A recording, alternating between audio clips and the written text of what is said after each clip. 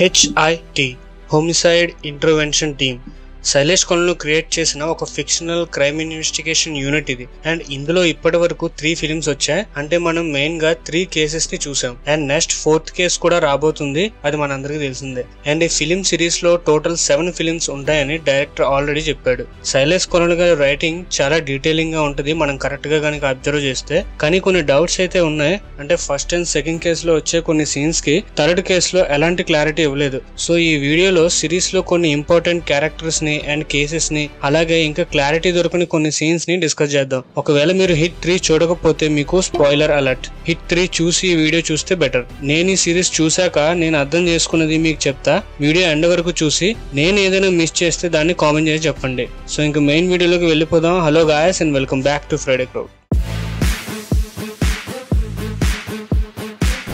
Hit the first case. ఇందులో main characters ని చూద్దాం. విక్రమ్ రుద్ర రాజు తెలంగాణ హిట్ డిపార్ట్మెంట్ లో ఉంటాడు. ఈ క్యారెక్టర్ కి PTSD అనే డిజార్డర్ ఉంటుంది. PTSD అంటే పోస్ట్ ట్రామాటిక్ స్ట్రెస్ డిజార్డర్. ఈ డిజార్డర్ రావడానికి మెయిన్ రీజన్ మనకు మూవీలో చూపిస్తారు. తన చెల్లిని తన కళ్ళ ముందే నిప్పంటించి చంపేస్తారు. అండ్ ఇదే కాకుండా తన పాస్ట్ లో తన పేరెంట్స్ ని కూడా లైట్ గా చూపిస్తారు. తన ఫాదర్ ని ఎవరో కత్తితో పొడి చేసి అండ్ విక్రమ్ నేల మీద పడి ఉండటం, తన చుట్టూ బ్లడ్ ఉండటం. సో తనకు ఉండే ఈ పాస్ట్ ట్రామా వల్ల ఫైర్ ని చూసిన బాడీ అండ్ బ్లడ్ ని చూసినా తను భయపడుతుంటాడు. కొన్నిసార్లు అన్కాన్షియస్ కూడా అయిపోతాడు. తన డాక్టర్ డ్యూటీకి దూరంగా ఉండమని చెప్తుంది. బట్ తన డాక్టర్ మాట వినకుండా తన జాబ్ ని కంటిన్యూ చేస్తాడు. Next character Rohit. తిను విక్రమ్ కి friend and colleague. Same investigation team లో ఇద్దరు కలిసి కేసెస్ ని సాల్వ్ చేస్తారు. ఇంకా రోహిత్ వాళ్ళ వైఫ్ స్వప్న. నెక్స్ట్ వచ్చేసి అభిలాష్. తిను కూడా ఒక SP క్యాడర్ పోలీస్ ఆఫీసర్. ఈ అభిలాష్ ఈ సిరీస్ లో ఇప్పటి వరకు వచ్చిన ప్రతి హిట్ ఫిల్మ్ లో ఉంటాడు. ఇది కూడా మెయిన్ క్యారెక్టర్, గుర్తుపెట్టుకోండి. అండ్ ఈ ఫస్ట్ కేసులో ఈ అభిలాష్ కి అండ్ విక్రమ్ కి అస్సలు పడదు.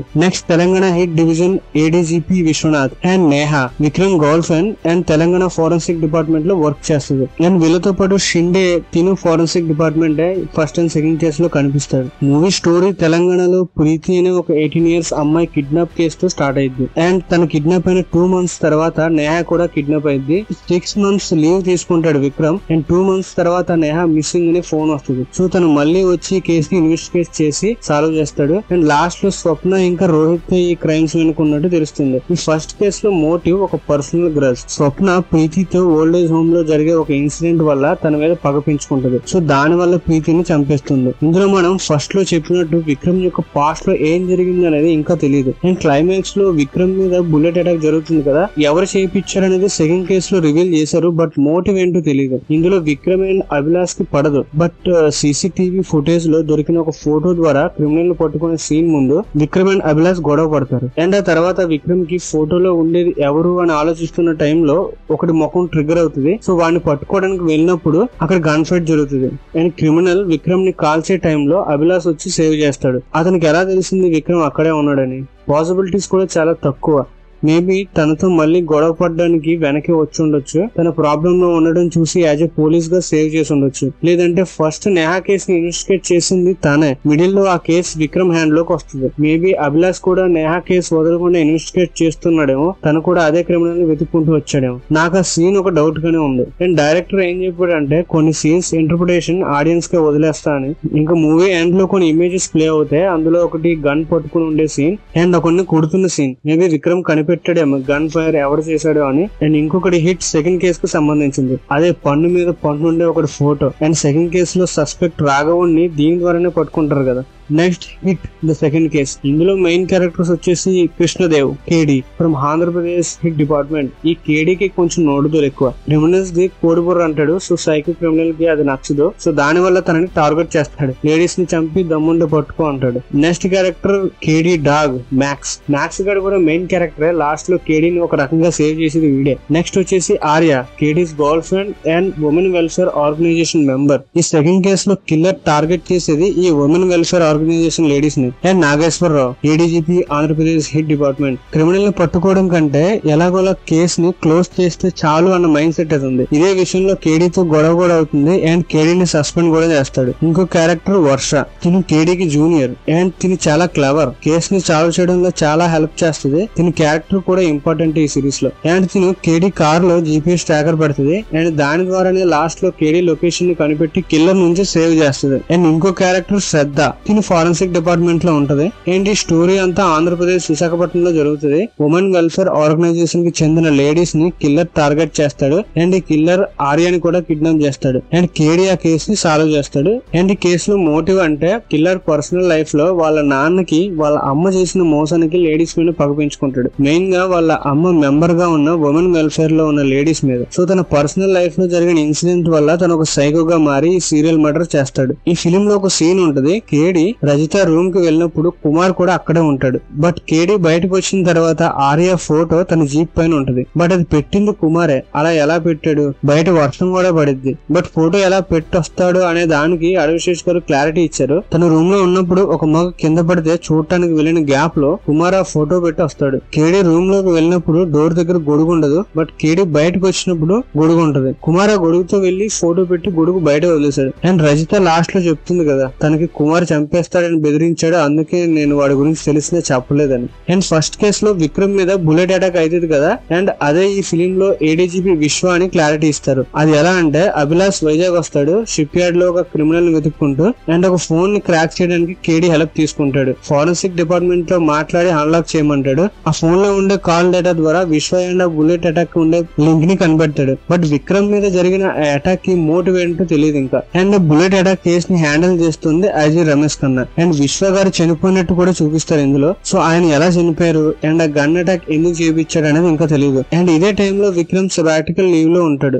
నెక్స్ట్ కేడి వర్షతో నేను అన్సాల్వ్ చేయని ఒకే ఒక కేసు ఉంది, అది కూడా నీ మ్యానిపులేట్ బిహేవియర్ వల్ల అంటాడు. సో కేసు ఏంటో తెలియదు ఇప్పటికీ. మేబీ ఫ్యూచర్ కేసెస్ లో అది చూపిస్తారేమో. అండ్ ఫస్ట్ కేసు లో ఎంట్రీ సీన్ లో విక్రమ్ ఒక బాడీ బయటకి తీస్తాడు. అండ్ ఆ బాడీ పూజ అనే ఒక అమ్మాయిది. అండ్ ఆ కేసు సెకండ్ పార్ట్ తో కనెక్ట్ చేశారు. అండ్ విక్రమ్ తెలంగాణలో ఆ కేసు ని హ్యాండిల్ చేస్తాడు. ఆ కేసు క్లోజ్ అయిందా లేదా, అసలు ఆ బాడీ అక్కడ ఉన్నట్టు ఎలా తెలిసింది? అండ్ విశ్వ సస్పెక్ట్ లిస్ట్ లో కుమార్ కూడా ఉంటాడు. బట్ కుమార్ ఎందుకు పట్టుకోలేదు? మేబీ ఫస్ట్ పార్ట్ లో ఆ బాడీ బయటకి తీసిన తర్వాత విక్రమ్ లీవ్ తీసుకుంటాడు. అండ్ 2 months తర్వాత మళ్ళీ ప్రీతి అండ్ నేహా కేసు హ్యాండిల్ చేస్తాడు. సో స్టార్టింగ్ లో చూపించిన ఆ పూజ బాడీ కేసు పెండింగ్ లో ఉందేమో. మళ్ళీ విక్రమ్ సబాటికల్ లీవ్ లో వెళ్ళిపోయాడు కదా. సో ఒక విధంగా చూస్తే విక్రమ్ హ్యాండిల్ చేసిన పెండింగ్ కేసుని కేడీ క్లోజ్ చేసినట్టే కదా. సెకండ్ పార్ట్ లో కుమార్ ఆ కిల్లర్ అని తెలుస్తుంది కదా. సో ఆ కేసు క్లోజ్ అయినట్టే. అండ్ మూవీ ఎండ్ లో కేడీకి మ్యారేజ్ అవుతుంది. అండ్ తన తెలంగాణకి ట్రాన్స్ఫర్ అయిపోతాడు. అండ్ తన ప్లేస్ లో ఛాన్స్ తీసుకోవడానికి అర్జున్ సర్కార్ వస్తాడు. అక్కడితో మూవీ ఎండ్ అయింది. అర్జున్ సర్కార్ ఎంట్రీలో ఒకరిని కార్ లో కట్టేసి ఉంటాడు.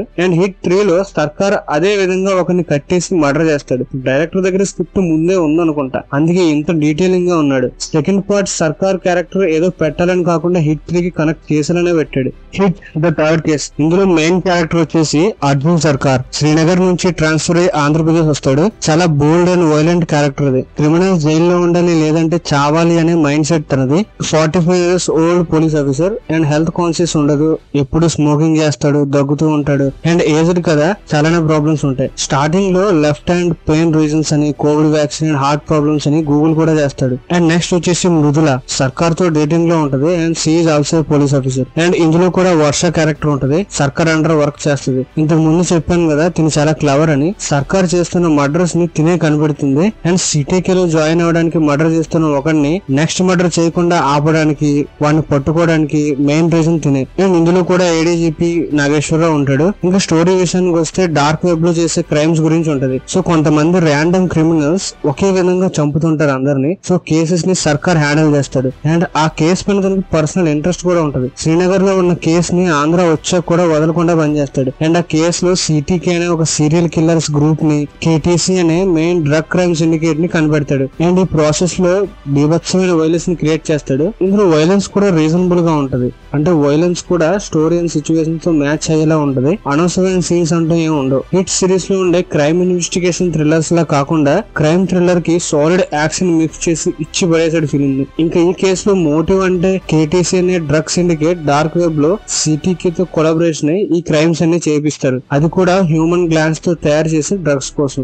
ఈ ఫిలిం లాస్ట్ లో సిటీకే ఆర్గనైజర్ ని చంపేటప్పుడు మీ తమ్ముడిని ఆల్రెడీ జైపూర్ లో చంపేశానని సర్కార్ అంటాడు. దానికి వాడు షాక్ అవుతాడు. అంటే తన తమ్ముడు చనిపోయిన విషయం తనకు తెలీదా, సర్కార్ చెప్తేనే తెలుస్తుందా? అండ్ వీళ్ళ బ్రదర్ కూడా ఒక వీడియో అప్లోడ్ చేస్తాడు సిటీకి గ్రూప్ లో. సో తను చూసే ఉంటాడుగా ముందుగా, అది కొంచెం కనెక్ట్ కాలేదు. అండ్ ఫిలిం లో ఒక బార్డ్ ఉంటది, రాబంద్, అది వాల్చర్ అలానే ఉంటది, మరి అదే అనుకుంటా. ఈ బార్డ్ సర్కార్ తో పాటే ఉంటది, లైక్ కేడీకి మ్యాక్స్ లాగా. దానికి ట్రైనింగ్ ఎలాగ ఇచ్చాడు మరి సర్కార్. అండ్ ఈ ఫిలిం లో క్లైమాక్స్ లో కేమియోస్ కూడా ఉన్నాయి, బట్ విక్రమ్ రుద్రరాజు రాలేదు. లాంగ్ లీవ్ తీసుకున్నాడు కదా, వెకేషన్ లో ఉన్నాడు. అండ్ ఈ ఫిలిం క్లైమాక్స్ లో వీరప్పన్ అనే ఇంకో తమిళనాడు పోలీస్ కి ఇంటర్వ్యూ చేశారు. సో నెక్స్ట్ కేసు లో ఈ వీరప్పన్ ఎలాంటి క్రైమ్ ని సాల్వ్ చేస్తారో చూడాలి. ఈ ఫిలిం టైమ్ లైన్ క్రైమ్స్ తో లింక్ అయి ఉంటది, కానీ ఏ ఇయర్ లో జరుగుతుంది అనే దానికి కరెక్ట్ గా ఎక్కడ క్లారిటీ లేదు. బట్ హిట్ 2 మాత్రం 2020 జనవరిలో స్టోరీ జరుగుతుంది అనుకుంటా. ఎందుకంటే ఒక అమ్మాయి హ్యాండ్ కి పబ్ స్టాంప్ ఉంటది అండ్ దానిపైన 16th June 2019 అని ఉంటది. అండ్ ఆ మర్డర్ జరిగి ఆల్మోస్ట్ 6 months అవుతుంది. సో దీని ప్రకారం చూస్తే హిట్ 1 2019 లో జరుగుతుంది.